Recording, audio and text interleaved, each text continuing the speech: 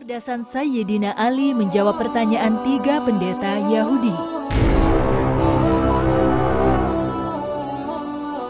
Kisah ini terdapat pada kitab Fadailul Khamsah Minasihahis Sitah karya As-Sayyid Murtado Al-Husaini Al-Farus A.Aba'at pada bab Qishashul Anbiya halaman 566. Sayyidina Ali bin Abi Thalib adalah seorang sahabat yang mempunyai kecerdasan yang sangat luar biasa.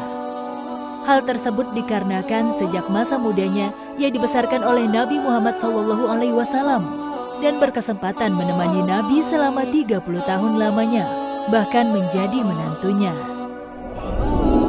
Rasulullah SAW pernah bersabda, "Aku adalah kota ilmu dan Ali adalah pintunya."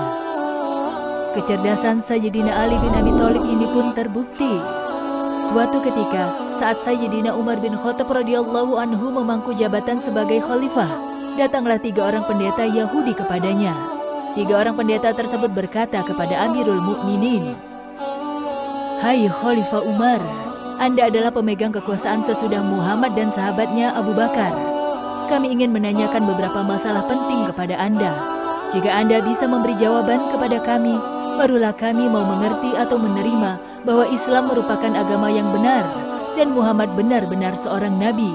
Sebaliknya, jika Anda tidak dapat memberi jawaban, kami menolak bahwa Islam agama yang benar. Silahkan bertanya tentang apa saja yang kalian inginkan," sahut Khalifah Umar. Pertama, jelaskan kepada kami tentang induk kunci atau gembok langit. Apakah itu? Tanya para pendeta itu memulai pertanyaan-pertanyaannya. Kedua, terangkan kepada kami tentang adanya sebuah kuburan yang berjalan bersama penghuninya. Apakah itu? Ketiga, tunjukkan kepada kami tentang suatu makhluk yang dapat memberi peringatan kepada bangsanya, tetapi ia bukan manusia dan bukan pula jin. Keempat, terangkan kepada kami tentang 5 jenis makhluk yang dapat berjalan di permukaan bumi. Namun makhluk-makhluk itu tidak dilahirkan dari kandungan ibu atau induknya. Khalifah Umar bin Khattab kemudian berpikir sejenak, lalu berkata, bagi Umar, jika ia menjawab tidak tahu atas pertanyaan-pertanyaan yang memang tidak diketahui jawabannya, itu bukan suatu hal yang memalukan. Mendengar jawaban Khalifah Umar yang demikian, pendeta-pendeta Yahudi itu berdiri melonjak-lonjak kegirangan karena merasa pertanyaan mereka tidak terjawab. Salman Al-Farisi radhiyallahu anhu yang saat itu hadir merasa tidak terima. Ia pun segera bangkit dan berkata kepada pendeta-pendeta Yahudi itu, "Kalian tunggu sebentar." Salman lantas segera pergi ke rumah Sayyidina Ali bin Abi Thalib. Setelah bertemu, Salman berkata, "Ya Abul Hasan, selamatkanlah agama Islam." Sayyidina Ali kemudian berkata, "Ada apa gerangan?" Salman kemudian menceritakan apa yang sedang dihadapi oleh Khalifah Umar bin Khattab. Sayyidina Ali segera saja berangkat menuju ke rumah Umar. Ia berjalan mengenakan burdah atau selembar kain penutup punggung atau leher peninggalan Rasulullah SAW. Ketika Umar melihat Ali bin Abi Thalib datang, ia segera bangun dari tempat duduk seraya memeluknya sambil berkata, "Ya Abul Hasan, tiap ada kesulitan besar, engkau selalu kupanggil."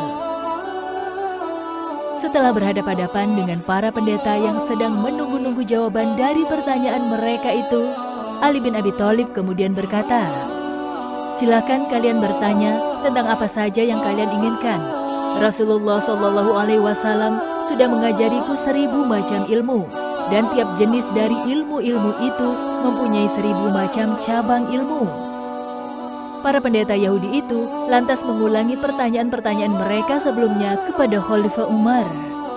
Sebelum menjawab pertanyaan itu, Ali bin Abi Thalib berkata, "Aku ingin mengajukan suatu syarat kepada kalian, yaitu jika ternyata aku nanti sudah menjawab pertanyaan-pertanyaan yang ada di dalam Taurat kalian itu, apakah kalian bersedia memeluk agama kami Islam dan beriman?" "Ya, baik," jawab mereka. "Sekarang tanyakanlah satu demi satu," kata Sayyidina Ali bin Abi Thalib. Mereka kemudian mulai bertanya, apakah induk kunci atau gembok yang mengancing pintu-pintu langit? Induk kunci atau gembok itu, jawab Ali bin Abi Thalib, ialah syirik kepada Allah. Sebab semua hamba Allah, baik laki-laki ataupun wanita, jika ia syirik kepada Allah, amalnya tidak akan dapat naik sampai ke hadirat Allah. Para pendeta Yahudi bertanya lagi, anak kunci apakah yang dapat membuka pintu-pintu langit? Ali bin Abi Thalib menjawab, anak kunci itu ialah kesaksian atau syahadat bahwa tiada Tuhan selain Allah dan Muhammad adalah Rasulullah. Para pendeta Yahudi itu saling pandang di antara mereka sambil berkata, orang itu benar juga.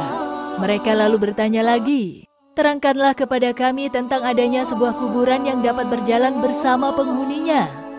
Kuburan itu ialah ikan yang menelan Nabi Yunus putra mata, jawab Ali bin Abi Thalib. Nabi Yunus alaihissalam dibawa keliling ke 7 samudra. Pendeta-pendeta itu meneruskan pertanyaannya lagi. Jelaskan kepada kami tentang makhluk yang dapat memberi peringatan kepada bangsanya, tapi makhluk itu bukan manusia dan bukan pula jin. Ali bin Abi Thalib menjawab, makhluk itu ialah semut Nabi Sulaiman putra Nabi Daud.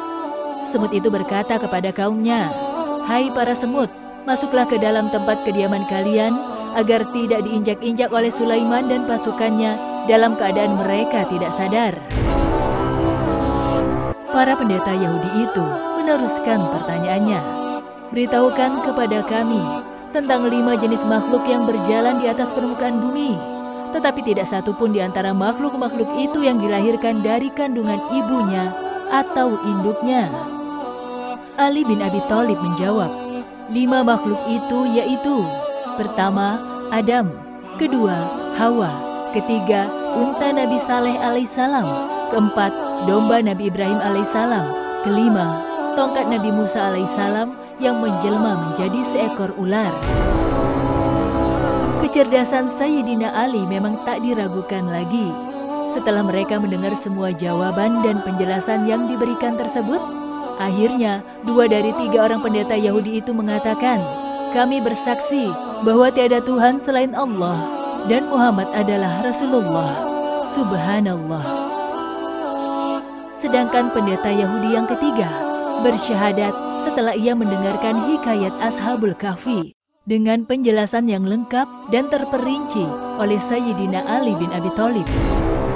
Semoga kisah yang penuh hikmah ini dapat menjadi pelajaran untuk kita semua. Wallahu a'lam bissawab.